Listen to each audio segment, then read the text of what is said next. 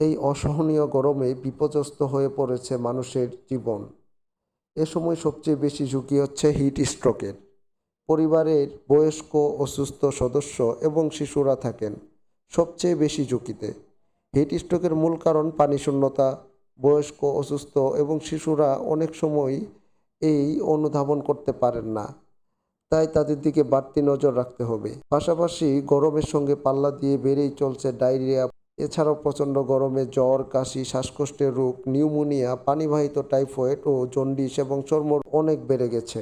তাই অতিরিক্ত গরমে হিট স্ট্রোক থেকে বাঁচার জন্য যে বিষয়গুলো খেয়াল রাখতে হবে তা হলো,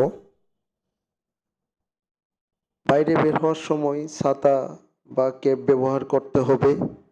শরীরে পানি শূন্যতা এড়াতে অতিরিক্ত পানি ও শরবত পান করতে হবে এবং বাইরে বের হওয়ার সময় পানি, শরবত, স্যালাইন বোতল সাথে রাখলে ভালো হয়। সরাসরি রোদ এড়িয়ে ছায়াযুক্ত স্থান দিয়ে চলাচলের চেষ্টা করতে হবে। ভারী ও কালো কাপড় বাদ দিয়ে হালকা রং ও পাতলা কাপড় পরতে হবে। গরমে শিশুদের ত্বকের অনেক সমস্যা হয়, সেক্ষেত্রে ত্বককে সূর্যের ক্ষতিকর প্রভাব থেকে রক্ষা করতে সানস্ক্রিন, প্রয়োজনে সানগ্লাস ব্যবহার করতে হবে।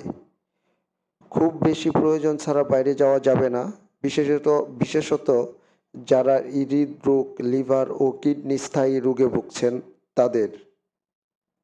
সকাল 11টা থেকে দুপুর 3টা পর্যন্ত সময় তাপমাত্রা সবচেয়ে বেশি থাকে, তাই এই সময়ে বাইরে কাজ কমিয়ে আনার চেষ্টা করতে হবে।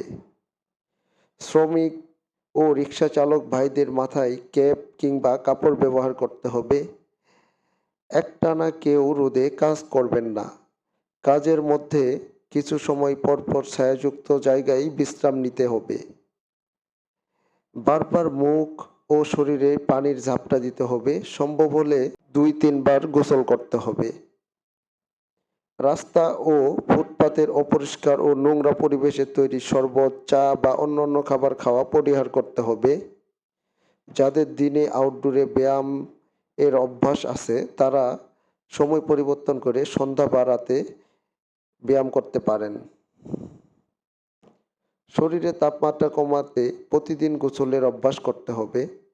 প্রচুর পানি ও লবণ আছে এমন খাবার, বিশেষত তরমুজ, ডাব, পাকা কলা, শসা, স্ট্রবেরি এসব ফল খেতে হবে। যথেষ্ট বিশ্রাম নিতে হবে।